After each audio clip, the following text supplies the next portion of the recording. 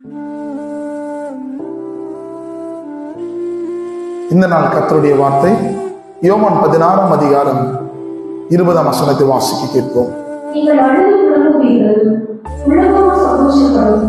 நீங்கள் துக்கப்படுவீர்கள், ஆனாலும் உங்கள் துக்கம் சந்தோஷமாக மாறும். ஆனாலும் உங்கள் துக்கம் சந்தோஷமாய் மாறும்.